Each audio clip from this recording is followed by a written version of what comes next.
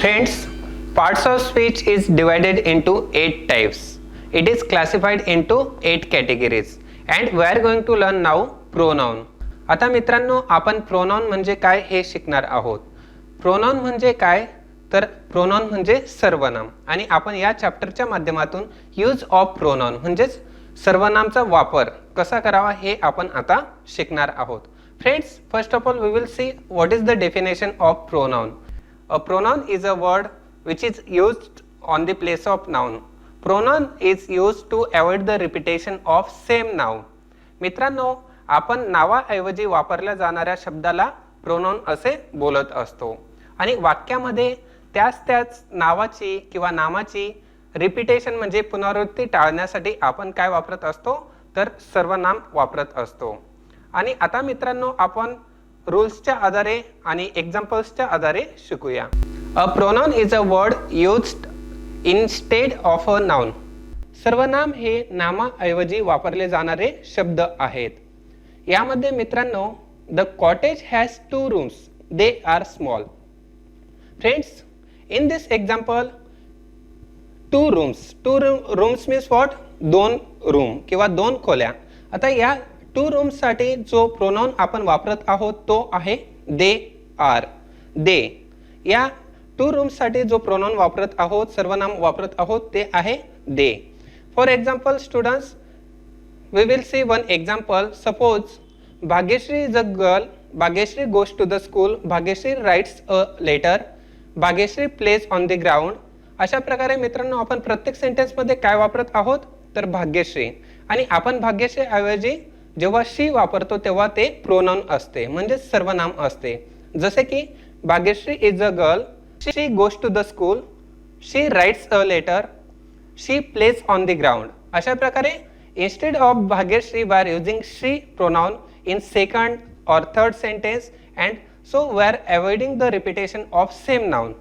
आणि मित्रांनो, आपण तेच पुनरावृत्ती नामाची पुनरावृत्ती टाळत आहोत आणि त्याऐवजी आपण she वापरत आहोत.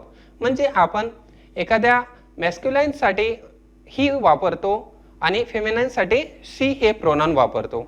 So friends, let us see the cottage has 2 rooms, they are small. आता यामध्ये नाउन काय आहे तर 2 रूम्स. रूम्स हे नाउन आहे आणि या रूम्स साठी आपण कोणते प्रोनाउन वापरलेले आहे तर दे हे प्रोनाउन वापरलेले आहेत. Friends, we will see the explanation. आता आपण सविस्तर बघूया. The chief use of pronoun is to prevent the too frequent repetition of the same noun. In the example they is used instead of the noun rooms and prevents its repetition. आता या वाक्यामध्ये आपण काय करत आहोत तर आपण दे हे प्रोनाउन वापरत आहोत आणि दे हे प्रोनाउन आपण कशासाठी वापरत आहोत तर आपण रूम्स या नाउन साठी दे हे प्रोनाउन वापरत आहोत. आणि अशाच पद्धतीने आपल्याला प्रत्येक एक्झाम्पल मध्ये नामाऐवजी प्रोनाउन वापरावे लागते.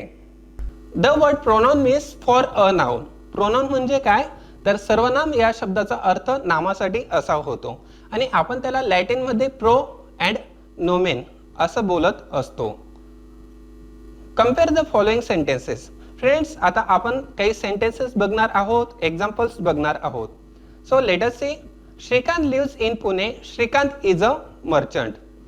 आता या वाक्यामध्ये काय नाउन काय आहे तर श्रीकांत हे नाउन आहे म्हणजेच नाम आहे आणि सेकंड सेंटेन्स मध्ये देखील श्रीकांतची पुनरावृत्ती झालेली आहे म्हणजे रिपीटेशन झाले आहे. तर आपण तेच रिपीटेशन टाळण्यासाठी आपण अशा पद्धतीने वाक्य बोलू शकतो की Shrikant lives in Pune, he is a merchant. आता या वाक्यामध्ये मित्रांनो आपल्याला डिफरन्स काय दिसत आहे.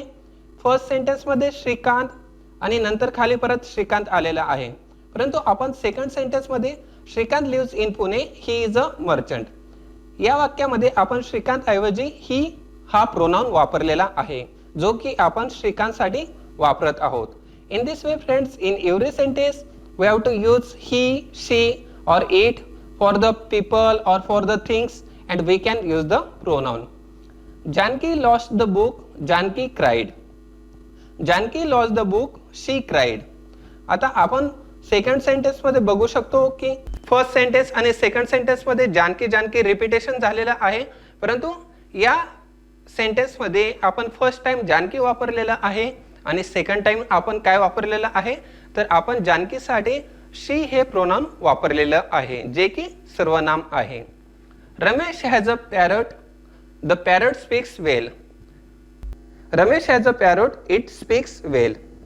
आणि मित्रांनो, जेव्हा पक्षी किंवा प्राणी असेल तेव्हा आपण काय वापरत असतो, इट हे प्रोनाउन वापरत असतो. Next, compare the following sentences. खालील वाक्यांची तुलना करा. आता आपण अजून काही एक्झाम्पल्स बघणार आहोत. Mahesh saw the thieves, the thieves were wearing mask. महेशने चोर बघितलेत आणि त्या चोरांनी मास्क घातलेले होते. आता यामध्ये आपण बघू शकतो नाउन हे काय आहे, तर थीव्स हे नाउन आहे. थीव्स म्हणजे चोर, जे की प्लुरल आहे, म्हणजे अनेक चोर. आता या वाक्यामध्ये Mahesh saw the thieves, they were wearing mask. आता सेकंड सेंटेन्समध्ये आपण बघू शकतो की थीव्ससाठी आपण कोणते प्रोनाउन यूज करत आहोत, तर आपण दे हे प्रोनाउन यूज करत आहोत. In this way friends, we can use he, she, it and they pronoun in the sentence, and they is used for plural noun. they हे अनेकवचनी नामासाठी प्रोनाउन म्हणून वापरले जाते. Rama is playing, tell Rama to read. आता मित्रांनो, या वाक्यामध्ये रमा हे 2 वेळेस रिपीट झालेलं आहे, जे की नाउन आहे. आणि आपण हे सेंटेन्स दुसऱ्या सेंटेन्स सोबत कंपेअर करू शकतो. Rama is playing, tell her to read. आता इथे रमासाठी आपण काय वापरत आहोत, तर हर हे प्रोनाउन म्हणजे सर्वनाम वापरत आहोत. Where is Sita, ask Sita to come here. आता सीता हे नाउन 2 वेळेस रिपीट झालेले आहे. Where is Sita, ask her to come here. In this way friends, for Sita we are using again her pronoun. Now let us see, where is the chair, bring the chair here. खुर्ची कुठे आहे आणि खुर्ची इकडे आण. अशा पद्धतीने where is the chair, bring it here. आता चेअर साठी आपण या सेंटेन्स मध्ये इट हे प्रोनाउन वापरत असतो. Now friends, let us see next sentence. Where are the boys, call the boys soon. मुले कुठे आहेत, मुलांना लवकर बोलवा. Where are the boys, call them soon. And friends, in this sentence for boys, them pronoun is used here. In this way friends, we can use he, she, it, they, them, her. All these pronouns we can use in the sentence, and we can avoid the repetition of same noun in the sentence. In this way friends, we have learned today's topic, pronoun. अशा प्रकारे मित्रांनो, आपण सर्वनाम म्हणजे काय, सर्वनामाचा वाक्यात उपयोग कसा करावा हे शिकलेलो आहोत. फ्रेंड्स, आय होप तुम्हाला आजचा टॉपिक चांगल्या पद्धतीने समजला असेल. So thank you friends. Have a nice day. Thank you. Dear students, now we will do the exercise on the chapter which we learned. विद्यार्थी मित्रांनो, आता आपण शिकलेल्या टॉपिकवरती एक्सरसाइज म्हणजे स्वाध्याय करणार आहोत.